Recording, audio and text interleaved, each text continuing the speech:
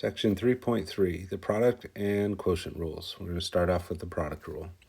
If f of x and g of x are differentiable at x, then so is their product, f of x times g of x, and the derivative with respect to x of f of x times g of x is given by this formula. We take f prime of x times g of x plus f of x times g prime of x. So a few things. First of all, notice that it's not as simple as we'd like. You'd like it to be f prime of x times g prime of x, but that's just not the way it works. You could try that down below with the examples we're about to do to test it, and you'll see that the simpler version that you wish existed doesn't work out. Another thing that you need to know about this is that it's not going to be provided for you on tests. So this is something that you need to memorize. So you'll be doing lots of examples with this. Make sure that you're attempting to memorize the formula and that you're trying to do it from memory as you go through those examples. So another way I like to say the formula to myself is in words instead of with the functions. If you're taking the derivative of a product of two functions, you do that by taking the derivative of the first function times the second one left alone, plus the first one left alone times the derivative of the second one. So if you say it in words, then you don't get too hung up on like f versus g. You're just thinking of it as two functions and that you need to take the derivative of one with the other left alone, plus switch it up, take the derivative of the different one with the first one left alone. All right. So if you're interested in proofs, the proof to this is located in the textbook, so you can read that over if you're interested. And then if you are interested and you look at it and some part confuses you and you want help with it, feel free to see me during office hours and I can kind of talk you through those parts. But since we're not going to prove it here in this video, what I'm going to do instead is I'm going to take this function down below in this example, f of x equals x squared minus x times 3 plus 2x, and we're going to find its derivative two ways. One without the product rule, and the second one will be with the product rule. And at least we'll verify that we get the same answer both ways. That's not a proof, but it does kind of help us believe a little bit. So first of all, let's find f prime of x without using the product rule. So if we're going to do that, then what we have to do is get rid of the product. So we'll have to do a FOIL sort of process and do all four multiplications there to get rid of those parentheses and to get rid of the product. So x squared times 3 is 3x squared. X squared times positive 2x is plus 2x cubed. Negative x times 3 is negative 3x, and then finally negative x times positive 2x is negative 2x squared. And we do end up with a couple like terms there. We have like terms here and here, so we'll go ahead and combine those. So 3x, well, let's go in descending order. So first we'd have the 2x cubed, and then the two highlighted terms we can combine, and that just gives plus x squared. And then we have the minus 3x. So now we just have a polynomial with three terms instead of two polynomials multiplied together.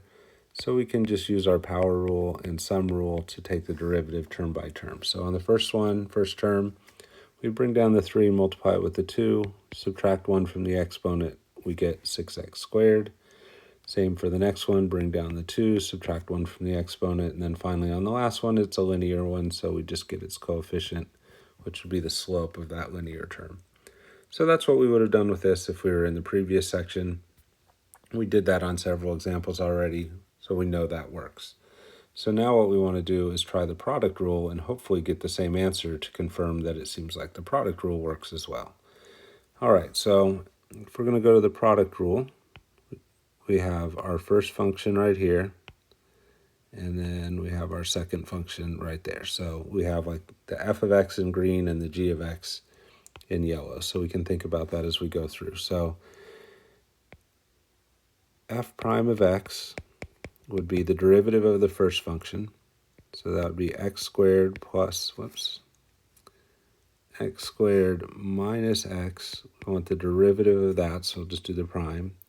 And then the yellow one we'll leave alone.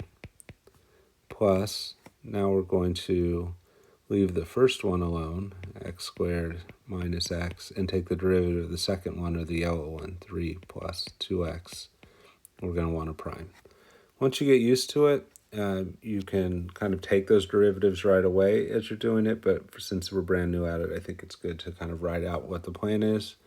And now let's start executing that plan. So taking the derivative of this first piece here, which is our green piece, and then we'll do the derivative of this piece as well. The other ones are just going to get left alone.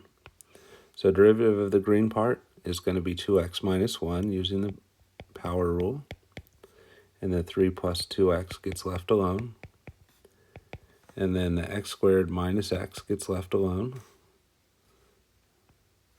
Sorry, that should have been a plus right there.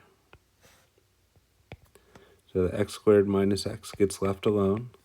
And then we take the derivative of the next part. The 3 plus 2x, the derivative would be 0 plus 2, or just 2.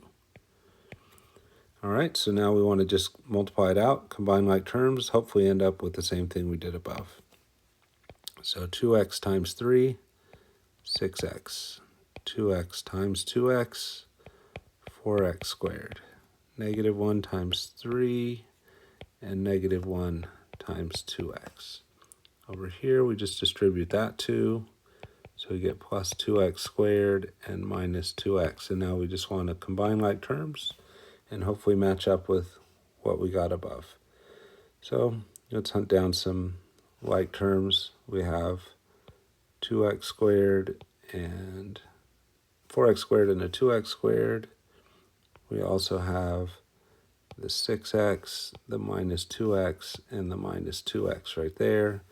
And then we have the minus 3, which doesn't have a like term. So starting with the yellow ones, we get 6x squared when we combine those. With the green ones, 6x minus 2x is 4x. 4x minus 2x is plus 2x. And then we have that minus 3. And notice, let's get a new color here. So the answer we got up here without using the product rule matches the answer that we got down here when we did use the product rule. So it seems to indicate that the product rule does work. All right, let's look at another example. On this one, we're going to use the product rule, but that's our only option because we don't know what the functions are. So on the last one, we had a choice. And by the way, on that last one, it looks like the better, faster choice is just to clear a product when you can. But we are going to have some situations coming up, especially later in the chapter, where we can't clear the product and we have to use it. So we want to get used to that, and problems like this one down here are going to force us to do that. So suppose that both f of x and g of x are differentiable at x equals 2, and that f of 2 equals 3, f prime of 2 equals negative 2, g of 2 equals negative 4, and g prime of 2 equals 5. If we made a new function h of x by multiplying together f of x and g of x, then find the equation of the tangent to this new function y equals h of x at the point x equals 2. Well, if you want to get a tangent line, you need the slope of the tangent line, which means you need the derivative of the function. So y prime would be h prime of x, and since h prime is a product of f and g, we would have to use the product rule and get f prime of x times g of x left alone, plus leave the f of x alone, times g prime of x. So that's just pure applying the product rule from up above. So now the slope of our tangent line, m tangent, would be h prime evaluated at the point of tangency they're interested in, which is 2. So that would be f prime of 2 times g of 2 plus f of 2 times g prime of 2. And we know all those values, so we can just start plugging them in. So looking up above, f prime of 2 is negative 2, and then we need g of 2. So kind of hunting those down up above in the given information, g of 2 is negative 4, and then plus f of 2 is 3, and then we need g prime of 2, and g prime of 2 is 5. So just plugging in all those different values they gave us. Now we simplify those, so we end up with, let's see, positive 8 plus 15, which is 23. So that's the slope of our tangent line. The other thing that we need is the y value. So our y value, which would be the y0 in point slope form, is going to be plugging 2 into h, but h of 2 is equal to f of 2 times g of 2. So we plug those numbers in. F of 2, looking up above, is 3 times g of 2, which is given to us as negative 4. So it looks like that would be a negative 12.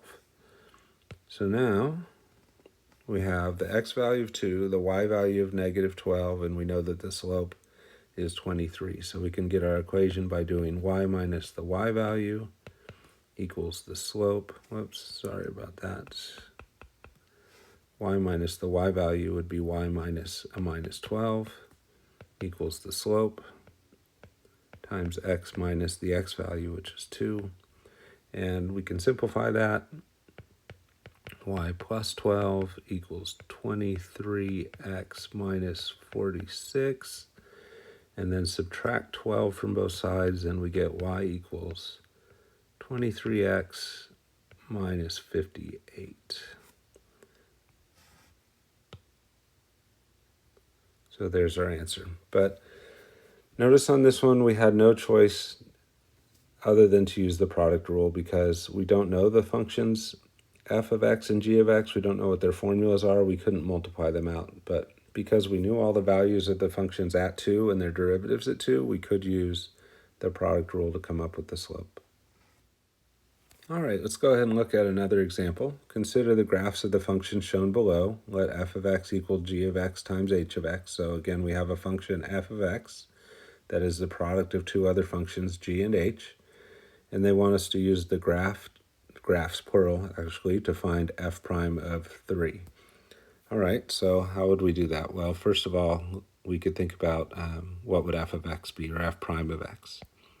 So f prime of x would be using the product rule because f is the product of g and h. So it would be g prime of x times h of x plus g of x times h prime of x.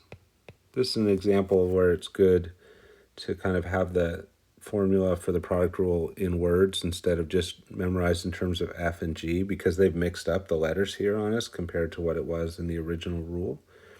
So what I'm thinking of as I go through this one is that I need the derivative of the first times the second left alone, plus the second one, or the first one left alone, times the derivative of the second one. So if you think of it in those words, it doesn't really matter what the letters of the function are, so that's the way I like to think of them. All right, now we have the formula for f prime of x, but what we're actually interested in is f prime of 3. So that would just be replacing all the x's by 3. So we need g prime of 3 times h of 3 plus g of 3 times h prime of 3. All right, so now we need to go hunt all these things down. So if you go over to x equals 3 and you go up to the graph, looks like the height is 6. So that tells us that g of 3 is equal to 6. You can do the same thing over on the other graph. Go up from 3 till we hit the curve, go across. Looks like the height is also 3, so that tells us that h of 3 is equal to 3. Okay, so that's great for h of 3 and g of 3, but what about g prime of 3 and h prime of 3? Well, there we want to think about slope. So specifically what we want to know is, like, what's the slope of the graph right here, and what's the slope of the graph right here? Well, these look like linear graphs, so we can go ahead and think about slope anywhere on that line, and it will give us the slope at that point of tangency. So if I go from here to here, think about that triangle. That's going over from 2 to 4, so the change in x equals 2 there. And vertically, we're dropping down from 7 to 5, so the change in y would be negative 2. So it looks like the slope would be negative 2 over 2. So m here is negative 2 over 2, or negative 1. And that would be the derivative at any point on that function.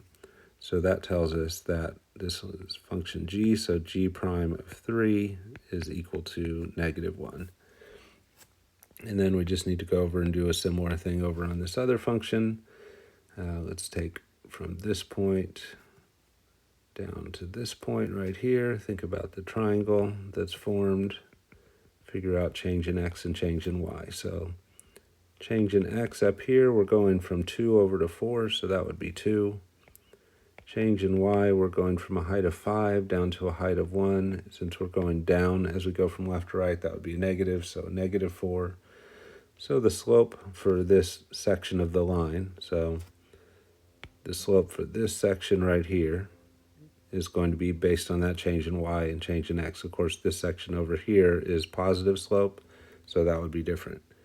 But the one that we're interested in, the slope is change in y over change in x, which is -2. This is our function h over here on this side, so now we know that h prime of 3 is -2 because that's the slope of that portion of the graph, which is linear. So now we know all 4 things that we need. We can go back down, we can plug those in and get our answer. So g prime of 3 was -1, h of 3 was 3, just looking up at the labeling we have on our graphs, plus g of 3, which was 6, times h prime of 3, which was -2. So what do we end up with here? -3 minus 12 or -15. So that's the answer to that piece. And then one other follow-up they have for us, where, if anywhere, would f prime of x not exist? Well, if you look at the formula that we have up above, so if you look at this formula that we wrote down right here for f prime of x, in order to evaluate that, you need g prime of x and h prime of x to both exist. But h prime of x has a corner right here, so that would be a place where the derivative of h doesn't exist, and that corner is happening when x equals 2. So when x equals 2, h prime of x does not exist, and that means that this part right here would not exist, and that would cause the overall f prime of x to not exist. And again, where does that happen? It happens when x equals 2. So where is our problem? X equals 2, and what's the reason? Because h of x has a corner there, or h of 2 is at a corner.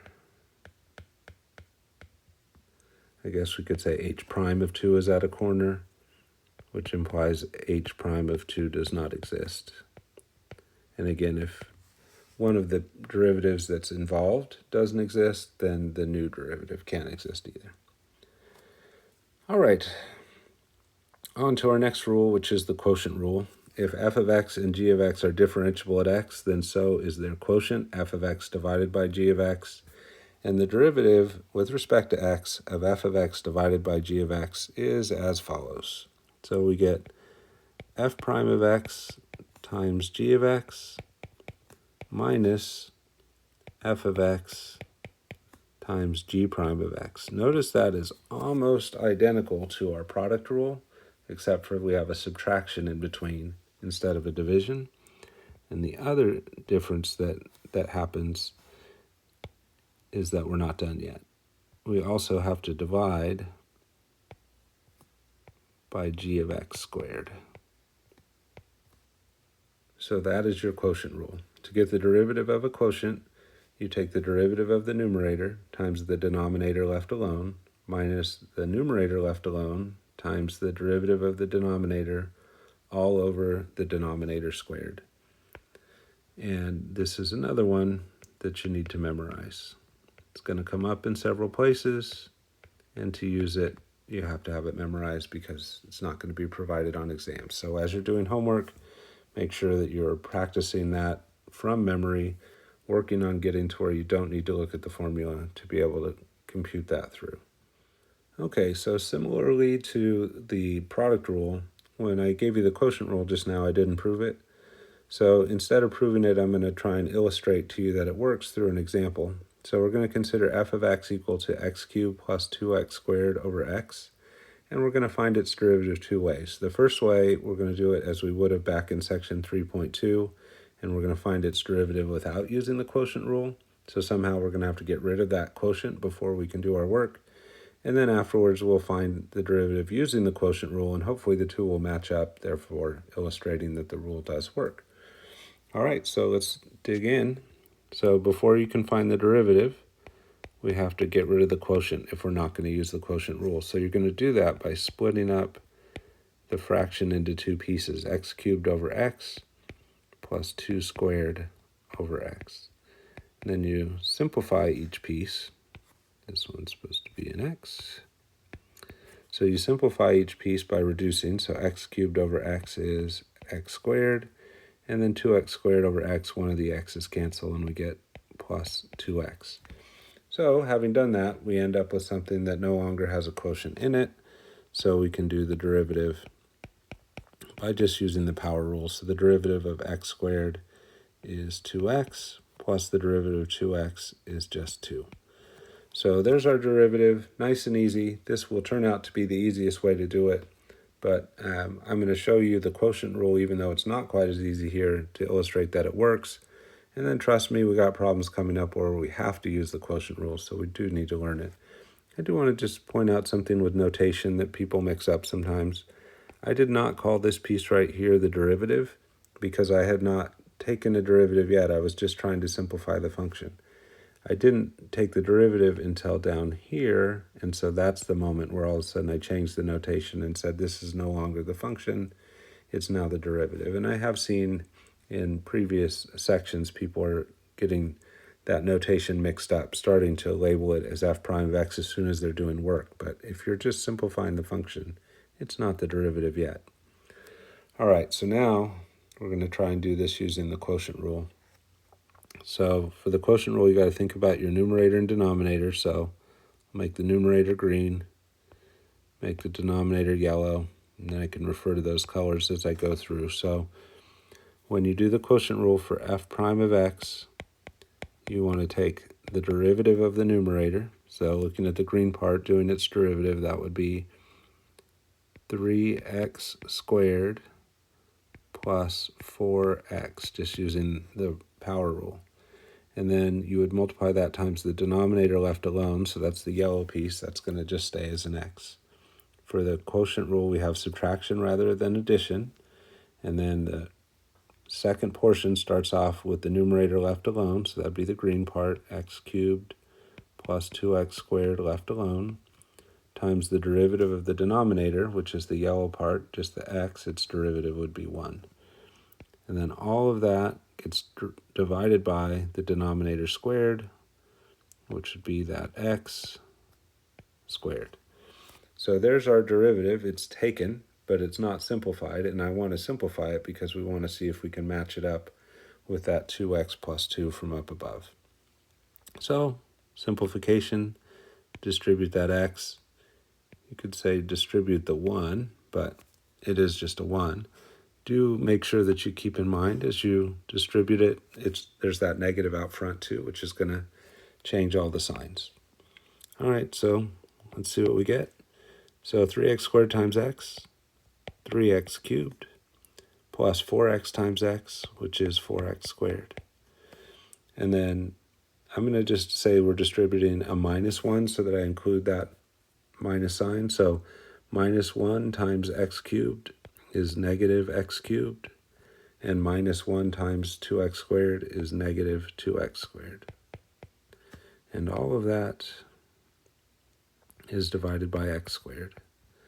Combine like terms, so we have these two x cubed terms, and we have these two x squared terms. So we'll combine those.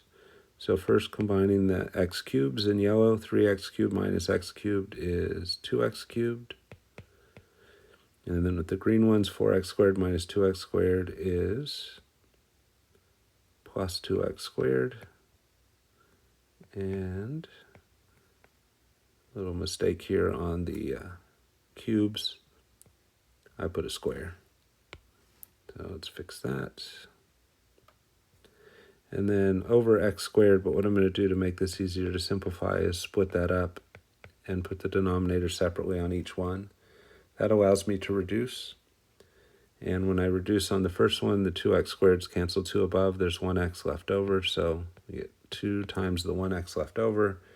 On the second one, the x squareds just pure cancel, and we're left with the 2, so plus 2. And the key thing is, answer here is 2x plus 2, which is the same as what we got up above when we didn't use the quotient rule. So the quotient rule, while quite a bit messier, does seem to produce the right answer. All right, so let's look at another example. And in this next one, we couldn't as simply just break that up and make the fraction go away. So we're kind of more stuck with the quotient rule on this one. So it's good that we've learned it. Now let's try and use it. All right, so find f prime of x. So just as a reminder for you, I'm going to write this out without taking the derivatives at first. So we take the numerator, we want its derivative, times the denominator left alone, minus the numerator left alone, times the derivative of the denominator. So when you're new at this, it can be useful to be writing these out and seeing the whole structure of the formula, and then divided by the denominator squared. Once you get more practice with it, then in these spots where we're writing the prime, we will probably just take the derivative right there to save us one step and make it a little bit less writing and a faster process. So we're going to go ahead and jump in and do that now. The derivative of this first piece, the numerator, that's a linear factor, so we just get the coefficient of 2 times 3x plus 5 minus 2x minus 1 times the derivative of the denominator, which is just a 3, over the denominator squared. You might be tempted to take that denominator and expand it, but if we're going to reduce this, we'd like it to be in factored form, so you should leave it that way. Another thing that you can be tempted to do is to cancel that 3x plus 5 with one of the 3x plus 5s in the denominator, but this minus sign prevents us from doing that. So we can't cancel that, so what we need to do instead is clear parentheses and combine like terms. So I'm circling that negative so that we can remember that what we're distributing isn't really a 3, but a minus 3. All right, so let's go ahead and go through the numerator. Distributing the 2, we get 6x plus 10. And then distributing the negative 3, again, thinking of that negative as part of the 3 we're distributing. Negative 3 times 2x is negative 6x. And then negative 3 times negative 1 would be a positive 3. And that's all over 3x plus 5 squared. And we get some nice cancellation here with the 6x's canceling. So we can just combine the 10 and the 3, and that'll wrap this up. So we end up with 13 over 3x plus 5 squared. So there's our answer. And again, we kind of had to use the quotient rule. I can't think of a division process I could do that would just make the fractions go away. We can't split that up in any nice way because the denominator has addition in it. So it really kind of prevents us. We could perhaps try long division, but I'm pretty sure if we do that, we still end up with the remainder having a quotient in it. So the quotient rule has to be used here. So unlike the top where we had this kind of, hey, just get rid of the division and not worry about quotient rule. And look how much, on the top one, how much faster that was to do. That's great when you can do it. Keep that in mind. But you have problems like this where you can't get rid of the quotient, and on those, you just need to know how to use the quotient rule. All right, so let's finish this problem off with another step. They want us to find the equation of the tangent of f of x at x equals 1. So we need two things. we need the slope of the tangent, which would be f prime at the point of tangency, which is 1. So we just plug into that function, or that derivative of the function we just found. So 13 over 3 times 1 plus 5 squared. So that's 13 up top. In the denominator, we have 3 plus 5, which is 8. Squared is 64. So there's our slope, 13/64. The other thing we need to know is the y value of the function. So the y value, which will be the y0 in our point slope formula, is going to be f of 1. Not f prime of 1, but f of 1. So going all the way back up to the top and plugging in right up there to the original function. So that's going to be 2 times 1 minus 1 over 3 times 1 plus 5. So up top we get 2 minus 1, or just 1. In the denominator, 3 plus 5, so that's an 8. So now we can try and squeeze in our equation here. So we have y minus the y coordinate, so y minus 1/8 equals the slope, 13/64, times x minus the x coordinate, and the x coordinate we're working with is 1. So that's that, and I think actually, let's just leave it right there. So it just says find the equation of the tangent line. This is an equation of the tangent line, so we can just leave it there. The only time that you really have to solve for y and clear parentheses and move the 1/8 over to the other side is if you're working in MyOpenMath and they ask you what's the slope. Well, you can actually see the slope is just 13/64. But then when they ask you what's the y-intercept, you would need to clear parentheses and move the 1/8 over to answer that. Or if you wanted to graph this on the graphing calculator, you need to move over the 1/8 too. But for graphing calculator purposes, you could just say y equals 1/8 times, whoops, sorry about that, y equals 13/64 times x minus 1 plus 1/8. And now you have y by itself, so you could put it into the calculator that way without even clearing parentheses and combining like terms. All right, let's go ahead and look at another example. Find all points on the graph of f of x equals x squared plus x minus 1 over x squared minus x plus 1, where the tangent line is horizontal. So if you want to do that, you want to figure out where the derivative is equal to 0, which means we need to figure out what the derivative is. So we want to find f prime of x. We have a quotient here because we have one function divided by another, one polynomial specifically divided by another.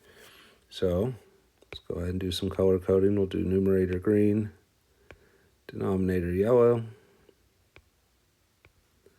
and then let's go through the quotient rule. So for the quotient rule, you want the derivative of the numerator, which would be 2x plus 1 using the power rule, times the denominator left alone, minus the numerator left alone, times the derivative of the denominator, which would be x squared, derivative, so 2x minus 1, and then all of that over the denominator squared.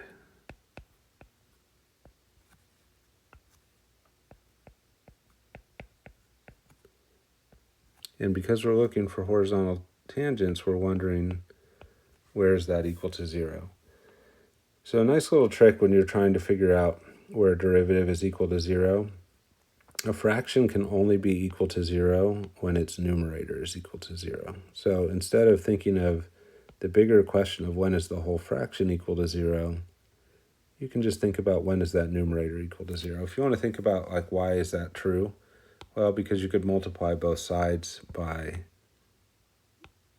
the denominator. So if you multiplied both sides by this, it would go away on the left, and on the right it'd get multiplied by 0, so it'd just be gone. So then you end up just thinking about when is the numerator equal to 0. So as I go forward on this problem, that's all I'm going to do is focus on the numerator. So I'm going to clear parentheses by distributing that 2x. So 2x cubed minus 2x squared plus 2x. Then distribute the 1.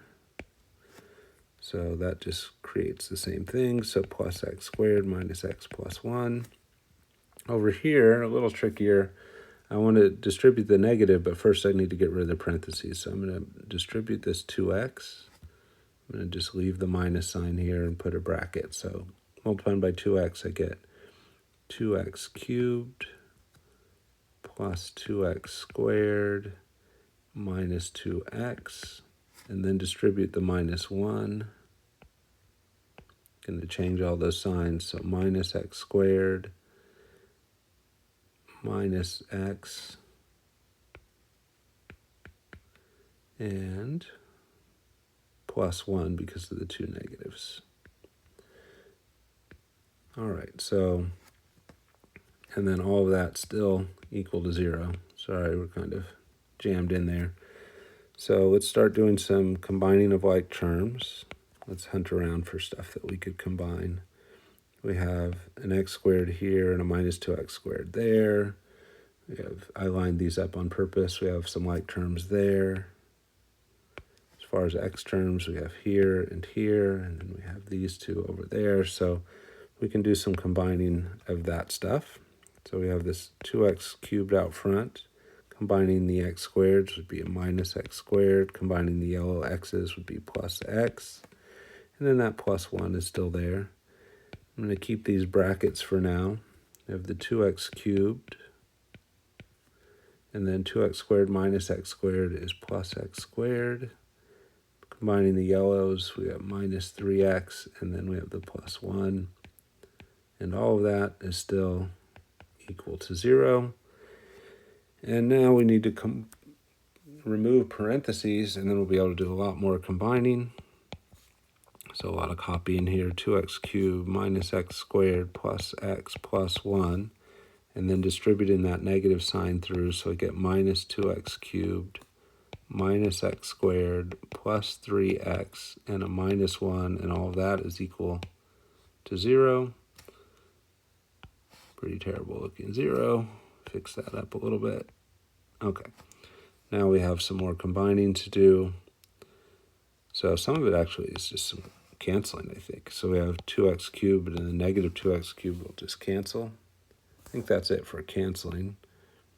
But then we have a couple of x squareds that we could combine here.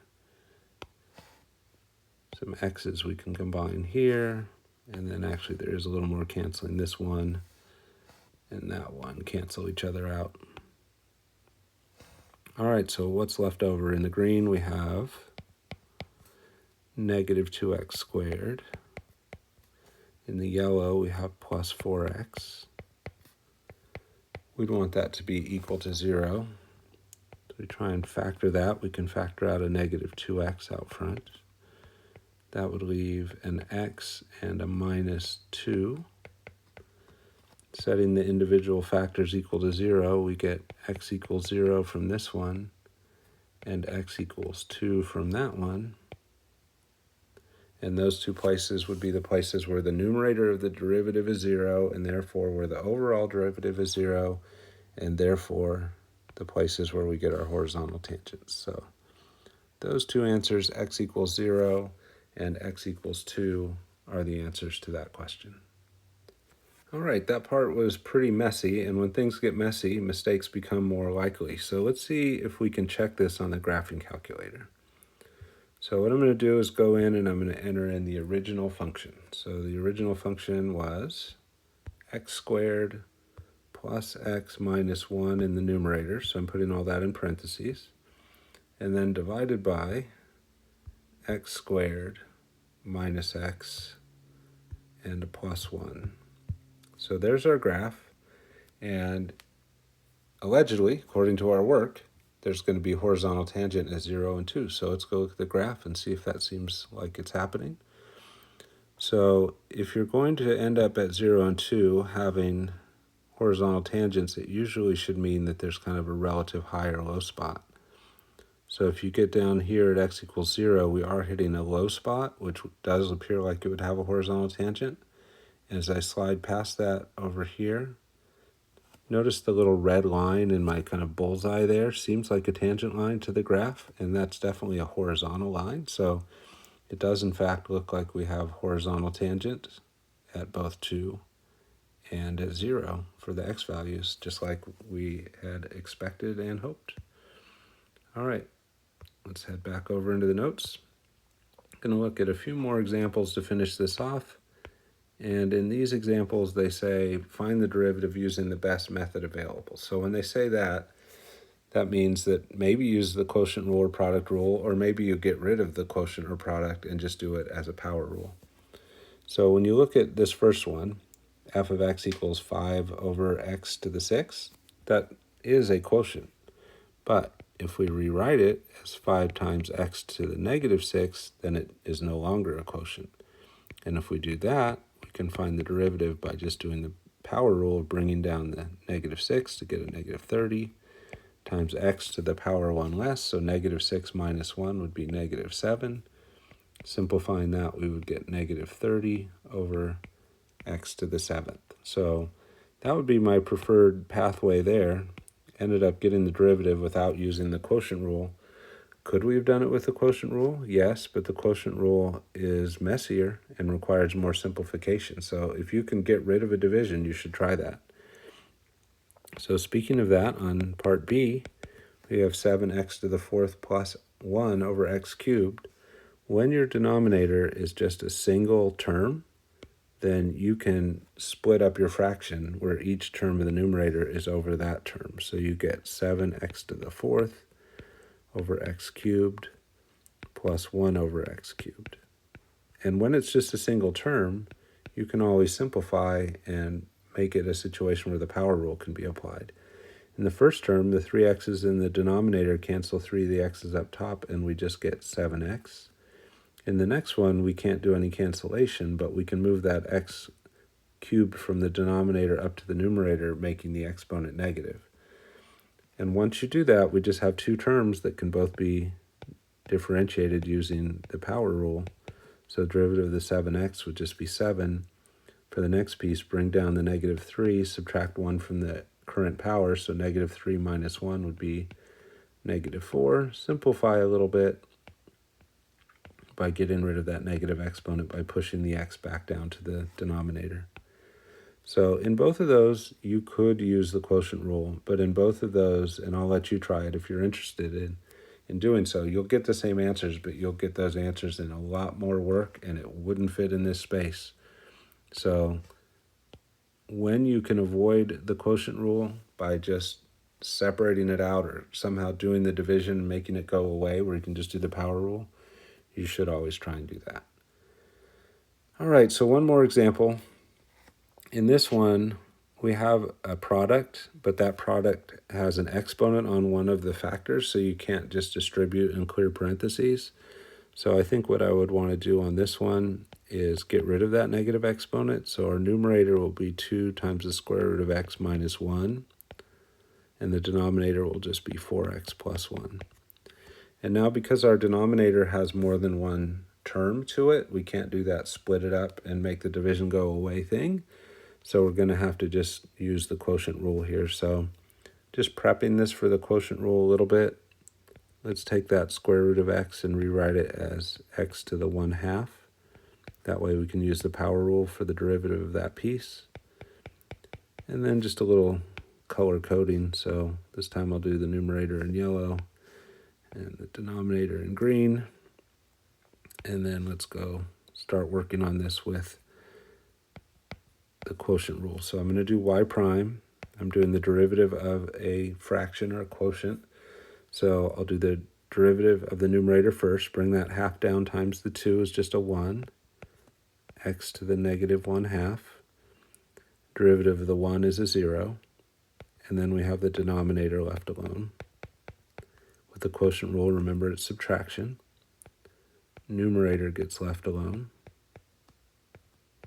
Times the derivative of the denominator, which is a linear piece, so that would just be a 4. And then that would all be over the denominator squared. So there's definitely a lot of simplification that could get done there, but I'm going to go ahead and just leave this one as is. So I'll put equals ... just to say, like, yes, we could go further. I will point out a couple quick things. Part of the going further is not canceling a 4x plus 1 because of the minus sign. We can't do that. So what does simplification look like? It looks like clearing parentheses, trying to combine like terms, reduce if possible. But that is actually the derivative. If they wanted us to say graph the derivative, we could put that into the graphing calculator as the derivative without simplifying. If they wanted to know where there was horizontal tangents, we could set it equal to 0 and solve. It is the derivative right now. So if the problem you're doing in My Open Math says just to find the derivative, there it is. If they say to simplify it, then you've got to go further. And there are situations where the simplification is messy and not necessary. So always kind of look to see, does it say find the derivative and simplify, or just find the derivative? So in this case, it was just find the derivative. So we're going to go ahead and call it right there.